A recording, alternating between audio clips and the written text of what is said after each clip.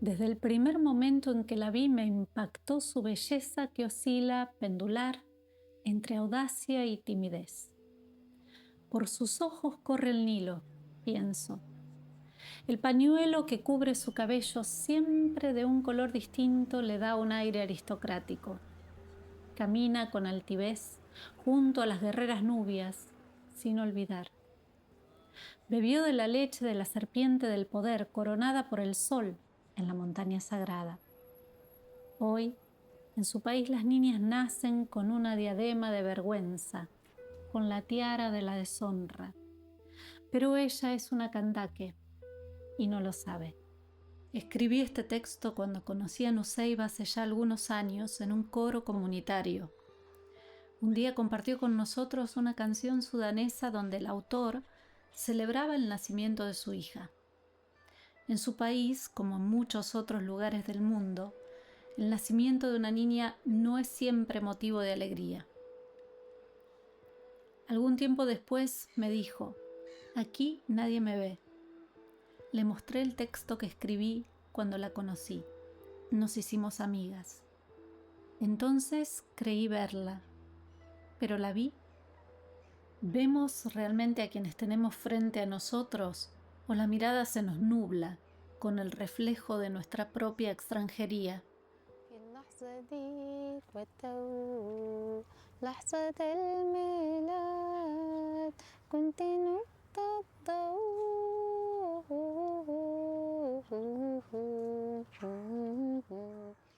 The song resonates with me in various ways because I'm a woman myself.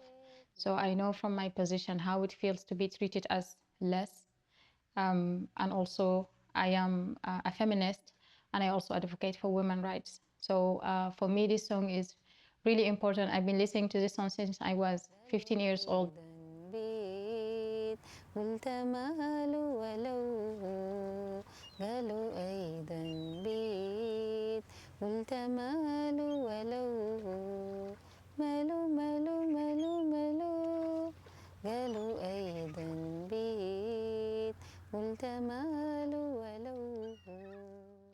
When I left Sudan, I left as an international student.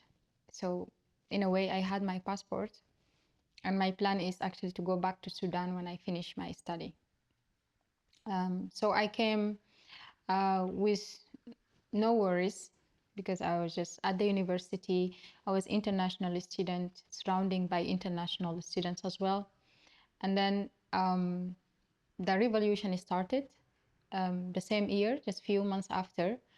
And then there were like a huge political change and the country was really unstable in a way. So at that moment, I really had to apply for asylum. And I did. But then it came with a lot of consequences because my whole status changed and therefore also my access to the world. Because when I applied for asylum, the first thing that I asked me to do you have a passport? Prove that you are from Sudan.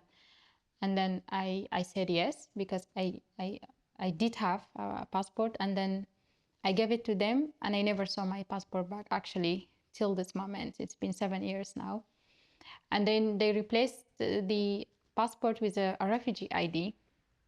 But then at that moment also, I didn't know that I was not allowed, like my situation changed in a way that I couldn't do anything. So I was stuck in the Netherlands. I couldn't travel as I used to because I came as an international student. So I could travel to anywhere I want if I want to at any time.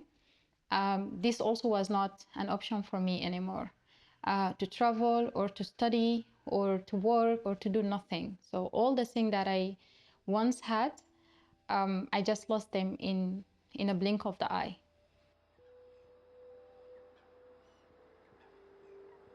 So I was just a number in the system, like basically.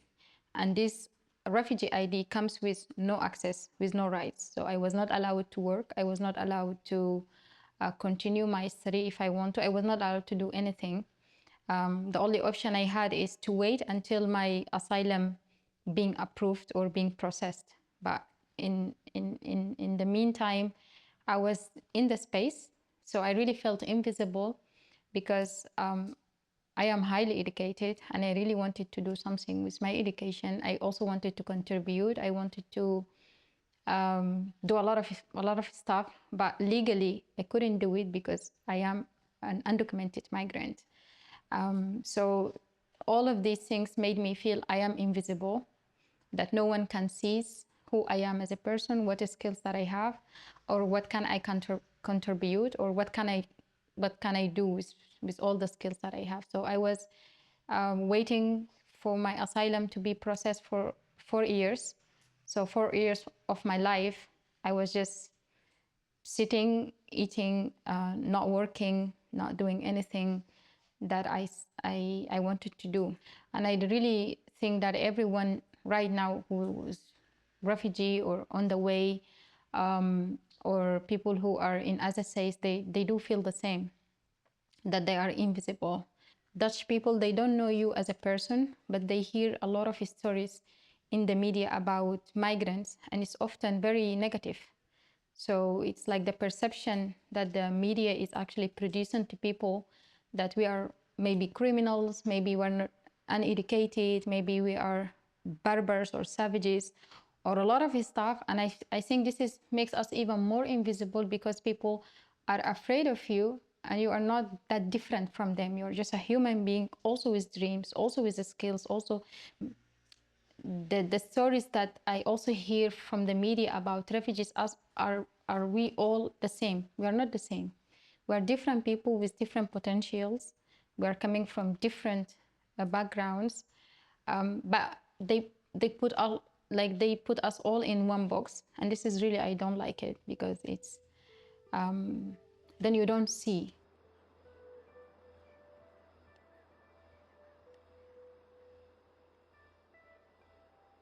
So the first time when my case was rejected, I was actually placed in the streets. So they told me, you are not allowed anymore to stay in the ASSA, in the asylum centers. So they told me to leave, and I left. And then I found an organization online that helps undocumented women. I contacted them, and they provide shelter, and they provide also food for women in my situation. And the location of this organization was in Amstelveen, and it was near the Foo. When I went there, I was new in the Netherlands. I didn't know like the Foo, like the Vrije Universiteit. Uh, but the location of the organization where I stayed, it was like literally behind the Foo. Then after time, every time I had to pass through the Foo, because I live behind the Foo. So one day I just told myself, because I'm also a very optimistic person, and then I said, one day when all this pass by and goes away, I will also be part of this university, and I'm gonna study here. And time really went by, and next Friday I'm gonna be graduating from my master. I studied anthropology, and I did my master at the FU. So I remember, like, few years later, when my first day at the FU as a master student, I really remember the spot where I used to sit and watch the students, and now I was watching myself, that I am my dream actually came true. For so many people, maybe this is not something big, because they do have the access. I imagine for Dutch person, like, going to university is not a dream, but for people like us who just came here and they had nothing, it's a miracle. When I applied for the FU and I got accepted and I started my master, I remember they told us we have to conduct a field work about any research of our own choosing.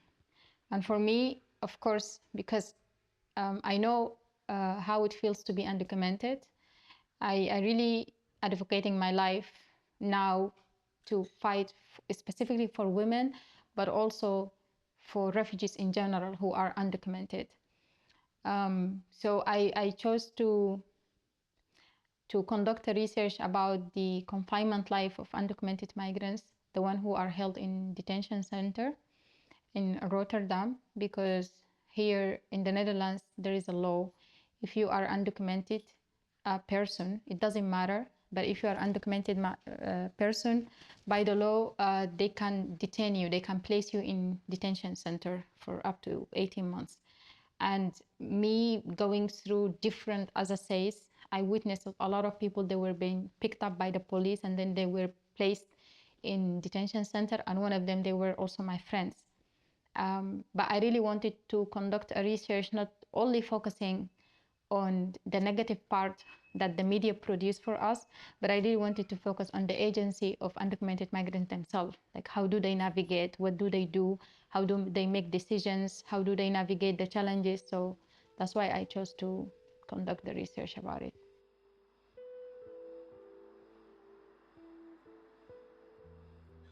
So as an anthropologist, to see the others, I, I am the other. I am the other. I don't separate myself. Like, maybe Dutch people will view me now that I do speak Dutch. I do have Dutch nationality. Maybe they will view me a little bit more than an undocumented migrant, but I am the other, and I will always be the other. And actually, I'm proud to be the other, honestly.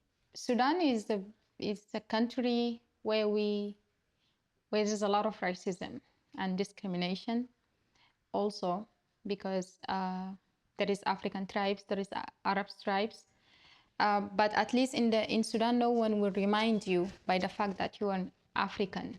So there is no association when it comes to color or when it comes to just your skin color. But then when I moved to the Netherlands, I was continuously reminded that I never heard African woman. Like, African woman, when I used to be in Sudan and I hear African woman, I don't think this is associated to me because I was just Nusaiba or I was just Sudanese woman, but not African woman. But in the Netherlands, I encounter also a lot of racism, and then even people who are not racist, but then they will describe you as an African woman, which I am. But some people, they will just say it in a negative way. So here, I realize here I am black. I am a black person. I am a black person. It's true. But here, people will remind you every day that you don't belong or you're black. I mean, not everyone, but like racist people. And I encounter a lot of racism also here, just because of my skin color. So.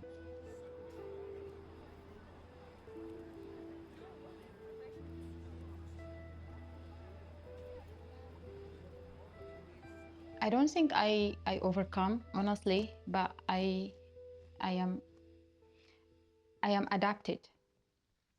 But my mental health, um, I suffer from depression, and it's chronic, I guess. But I don't say, like, I don't now dare that I'm too optimistic in a way that I see the goodness in everything. But at the same time, I do believe in humanity. And I believe I cultivate my own garden by taking care of myself, taking care of the people around me, and also really, really fighting for my rights as a woman and as a human, also for as a woman rights. But the important thing is to not act blind when you see there is injustice going on, and then because you are too privileged, you don't want to think about what other people are going through. I think for anyone, in order to continue in life, you really have to find a passion, something that you want to do, something that keeps you moving. It could be anything.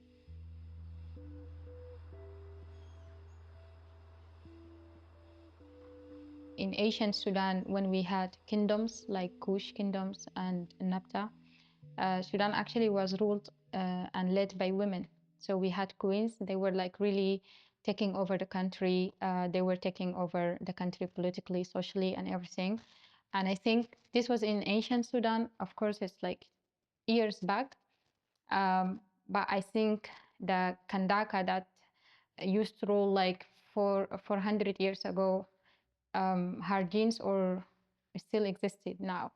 And we saw this during the revolution. Women were so brave, actually. There's a lot of women, sadly, of course, got killed. And when they went to the street and they were protesting, they knew that there is a chance that might get killed because the violence was there. But also this didn't stop them from not actually going to street and like demanding change. I think women they were always warriors, and all kind of women actually. And I think women need to stick to each other actually, because I was personally uh, many times actually I was really, really supported by women. I talked a lot about me going through difficulties in the Netherlands or in my life, but the women in my life, like friends or women that I met, even accidentally, they were always a shelter where I could go to. And this is really, really important for me. It really saved me. So I think if we, as women, we continued taking care of each other like this, we are really creating something.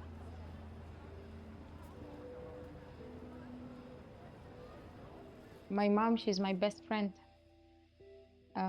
My mom she's a beautiful soul, very funny, um, very understandable person. She's a woman, she understands, she feels you. Um, so yeah, I met her after a long time, and it was most of the things that I was afraid that maybe I wouldn't get a chance to see her again before, when I didn't know if I'm gonna get a status or not, or what is gonna happen. So when I met her like a few months ago, I really felt I felt loved, and I felt like joy and happiness, and I can't wait to see her again. Yeah. So.